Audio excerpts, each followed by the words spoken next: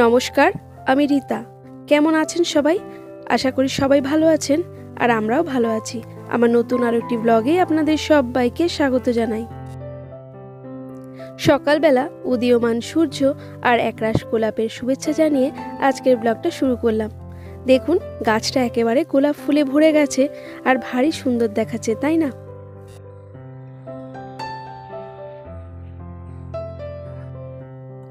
সম্ভবত আজকের দিনটি ছিল 23শে জানুয়ারি, তাই সোনার স্কুল ছুটি থাকলেও টিউশন থেকে ছুটি ছিল না। এই কারণে অনেকটা সকালেই উঠতে হয়েছিল, আর খুব সকালবেলা ওঠার জন্য সমস্ত কাজ মোটামুটি প্রায় হয়েই গিয়েছে। আর এক কাপ চা তো অনেক আগেই খেয়ে নিয়েছি, আর যেহেতু হাজব্যান্ড সকাল সকাল কাজে বেরোবে তাই সকালবেলার ব্রেকফাস্টটাও আমাদের হয়ে গিয়েছে। আর তারপরে মনে হচ্ছিল একটু গরম গরম কিছু খাই, তো আরও একবার কফি বানিয়ে নিলাম, আর সঙ্গে আর একটা কাপ নিয়ে চলে এসেছি এই রাস্তাতে। তো এখান থেকে সোনাকেও একটু শেয়ার করব। আর এতটাই ঠান্ডা যে আমি দেখতে পাচ্ছেন একটা কম্বল গায়ে দিয়ে রাস্তায় চলে এসেছি, কারণ শীতকালের দিকটা না আমাদের বাড়িতে তেমন একটা রোদ পড়ে না, তবে এই রাস্তায় কিন্তু বেশ ভালো রোদ পড়ে। তো সেই কারণেই এখানে একটু রোদের মজাটা নেওয়ার জন্য চলে এসেছি। আর এখানে বসে কফি খেতে খেতে সোনা আর আমি বেশ খানিকক্ষণ গল্পও করছি। আর এই যে জামা কাপড়গুলো গতকাল কেচে দিয়েছিলাম, তো সেদিন প্রচণ্ড বৃষ্টি হয়েছিল মেঘ করে কাচার পরই। তো আজকে সকালে যেই দেখলাম সূর্যি মামা উঠেছে, তো সঙ্গে সঙ্গে এনে এগুলোকে রোদে দিয়ে দিলাম। তবে সকালে যে কাজকর্মগুলো করেছি তারপরে আজ কিন্তু আর দুপুরে রান্নার ঝামেলা তেমন নেই। আর কী কারণে সেটা নেই সেটা আপনাদের সঙ্গে পরেই শেয়ার করছি। আর এখানে চা খেতে খেতে অনেকটাই গরম লেগে গেছে রোদে। বাড়িতে তো প্রচণ্ডই ঠান্ডা, আর এখানে অনেকক্ষণ বসার পর এতটাই গরম লেগেছে যে টুপি কম্বল সমস্ত কিছু খুলে ফেললাম। আর তারপরে যে জামা কাপড়গুলো এখানে রোদে দিয়েছি সেগুলো একটু উল্টে পাল্টে নেড়ে দিচ্ছি। রান্না যে একেবারেই নেই সেটা বললে ভুল হবে। আর সংসারের কাজ বলতে যেগুলো না করলে নয় সেই কাজগুলোই সেরেছি, তবে বিছানা গোছানোর কাজটা কিন্তু এখনোই বাকি আছে। তো হাজব্যান্ড যেহেতু সকালবেলা বেরোবে তাই বাসি ঘরটা ঝাড় দিয়েছি, আর কিছু বাসন ছিল সেগুলো মেজেছি। আর এই দেখুন, গতকাল যে জামা কাপড়গুলো কেচেছি সেগুলো থেকে এখনও জল বেরোচ্ছে, তো সেটা একটু উল্টে পাল্টে দিচ্ছি আর জলটাও একটু নিগড়ে ফেলে দিচ্ছি। আচ্ছা বলুন তো, আমার আজকের ব্লগটি আপনাদের কেমন লাগলো একটা কমেন্ট করে জানাবেন। ভালো লাগলে একটা লাইক করবেন। আর এই ধরনের ব্লগগুলি যদি আপনারা প্রতিনিয়ত দেখতে চান তাহলে চাইলে আমার চ্যানেলটি সাবস্ক্রাইবও করতে পারেন। আর যারা যারা তা অলরেডি করে ফেলেছেন তাদের অসংখ্য ধন্যবাদ। সোনা বলল সে আরও কিছু সময় বসে থাকবে, তো চলুন আমি গিয়ে ঘরের কাজগুলো সারি। তো এই দেখুন, বিছানার মধ্যে তিনটে কম্বল। এই কম্বলগুলো ভাঁজ করতে গেলে আমার ভীষণই কান্না পায়। সব থেকে বেশি কষ্ট লাগে ওই লাল রঙের কম্বলটা, ওটা ভীষণই ভারী। আর যে কার্পেটটা বিছানায় পাতি শুধুমাত্র বিছানায় পাতার জন্যই ওটা ইউজ করি, কারণ শীতকালে এই সমস্ত বিছানার চাদরগুলো একেবারেই মনে হয় যেন ঠান্ডা জল হয়ে আছে। সেই জন্য ওই রকম কার্পেটটা পেতে দিয়ে কদিন তো আমরা শুয়েছি, এবং বেশ কিছুদিন হয়েছে সেটা পাতা ছিল। তাই আজ ভাবলাম ওটা বড়ই নোংরা হয়েছে, তো সেটা চেঞ্জ করে এরকম একটা সাদা রঙের ফ্লোরাল প্রিন্টের বিছানার চাদর পেতে দিলাম।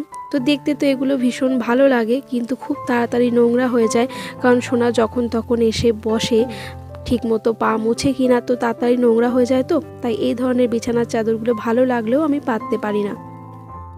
আর এই তো বিছানার চাদরটা পেতে নিয়ে সুন্দর করে বিছানাটা গুছিয়ে নিলাম, আর তারপরে আরও একবার ঘরটা ঝাড় দিয়ে নিচ্ছি। তো শীতকাল এতই ধুলো ধুলো হয়, তার সঙ্গে যেহেতু বাড়ির কাজ চলছে, তো সেই কারণে আরও যেন চারিদিকটা বালিময় মনে হচ্ছে। তবে এই দুদিন একটু কাজ বন্ধ আছে।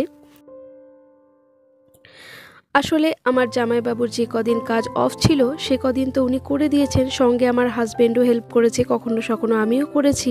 তো এখন তো ওনার কাজ চালু হয়ে যাবে, তো উনি আর পারবেন না, তাই অন্য লেবার মিস্ত্রি দেখতে হবে। আর সে কারণেই কাজটা এখন কিছুদিন বন্ধ থাকবে। আর এই তো ঘরের কাজ সেরে নিয়ে তারপরে চলে এলাম সোনাকে একটু রেডি করে দিতে।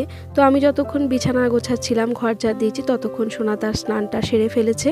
আর এইবার তাকে রেডি করিয়ে দিচ্ছি, কারণ আজকে হাজব্যান্ডের আর সোনার দুজনারই পিকনিক আছে। তো এখন বেলা 1:30 বেজে গেছে।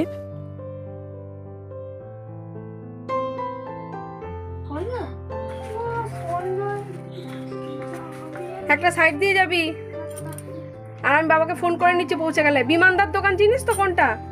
ওই অবধি যা, আমি বাবাকে বলে দিচ্ছি যে শুনু বেরোলো এই মাত্র। হ্যাঁ ওইখানটা, যেখানটা লেপ্তোষক বিমানদার দোকান, হ্যাঁ ওখানটা যা, ওই অবধি। আরো বুঝতে পেরেছিস? আমি ফোন করে দিচ্ছি, ঠিক আছে? যেখান থেকে আমরা ব্যাগ কিনি, বুঝতে পেরেছিস কোনটা? ওইখানটা দোকান তো এখন বন্ধ, কিন্তু ওইখানে দাঁড়ালেই আমি বাবাকে বলে দিচ্ছি। টাটা।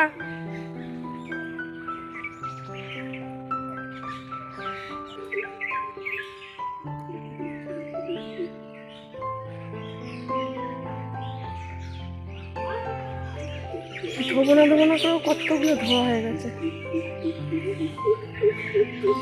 পিকনিকটা কাছেই, আমাদের বাজারের মধ্যেই, তো সোনাকে তাই পাঠিয়ে দিলাম। হাজবেন্ড তো অনেক আগেই সেখানে চলে গেছে, তো একটা নির্দিষ্ট জায়গা তো তাকে বলে দিলাম, আপনারা দেখলেন। তো সেখানে এসে সোনার বাবা সোনাকে নিয়ে যাবে।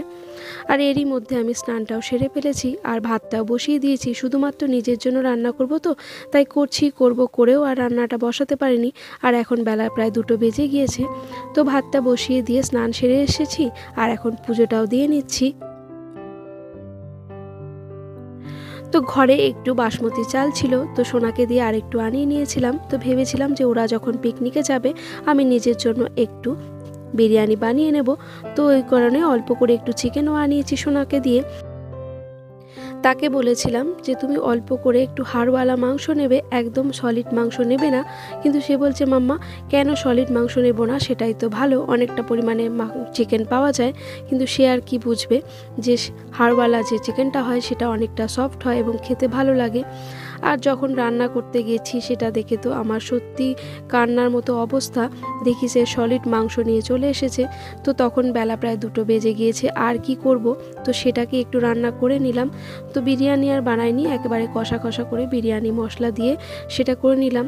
তো এটা একদিকে রাগ তো নয়, মনের দুঃখে করছি। আর তার পাশে যে দুধটা বসিয়েছি ওটা হাই ফ্লেমে দেওয়া ছিল, সেটা আমার মনে ছিল না, তো সেটাও খানিকটা উতলে পড়ে গেল। তো আর কি করব, এই সমস্ত কিছু করতে করতে বেলা প্রায় 3টে বেজে গেছে। তো বিরিয়ানির বদলে বাসমতি চালের ভাত আর এখানে কষা চিকেন, এটা দিয়েই দুপুরের লাঞ্চটা সেরে নেব। আজকে সকালবেলা উঠেছি অনেক তাড়াতাড়ি এবং ব্রেকফাস্টও সেরেছি অনেক তাড়াতাড়ি, তাই জন্য খিদেও জোর পেয়ে গেছে। তাই মনের দুঃখ ভুলে পেটের জ্বালা মেটাতে এই খাবারটা নিয়ে বসে পড়লাম। চলুন চটজলদি খাবারটা খেয়ে নিই, কারণ এরপরে আমাকে আবার একটু ব্যাংকে বেরোতে হবে। কারণ হাজবেন্ড তো ফোন করে আগেই বলে দিয়েছে যে খাওয়া দাওয়া সেরে তুমি একেবারে রেডি হয়ে বসে থাকবে, বাড়িতে যাব আর একেবারে সঙ্গে সঙ্গে বেরিয়ে পড়ব, এতটুকু দেরি করব না। কিন্তু আমার কি জানেন, কোথাও যেতে হলে তখনই আমার গন্ডগোল বাধে। বিশেষ করে এই সমস্ত ডকুমেন্টসের ঝামেলাটা আমি রাখতেই চাই না। কোথাও যাওয়ার আগে আমি হাজব্যান্ডকে বলি এই দায়িত্বটা তুমি নাও। এইসব কাগজপত্রের ঝামেলা আমি একেবারেই মাথায় নিতে চাই না। সংসারের সমস্ত ঝামেলা দায়িত্ব আমি নিতে পারি, কিন্তু এই যে প্রয়োজনীয় যে কাগজপত্র এগুলো না যখন দরকার সেই সময় ঠিক কিছু না কিছু ভুল হয়ে যায় অথবা কিছু খুঁজে পাই না। আর এটা নিয়েই প্রায়ই হাজব্যান্ডের সঙ্গে ছোটোখাটো ঝামেলা হতেই থাকে, কারণ এই জিনিসগুলো আমি এগুলো এড়িয়ে চলার চেষ্টা করি আর সেগুলোই আমার ঘাড়ে চাপে। চলুন তাহলে আমি আমার কাজটা গুছিয়ে নিই, সেই সঙ্গে আপনাদের কাছ থেকেও বিদায় নিয়ে নিই। সকলে ভালো থাকবেন, আবারও দেখা হবে।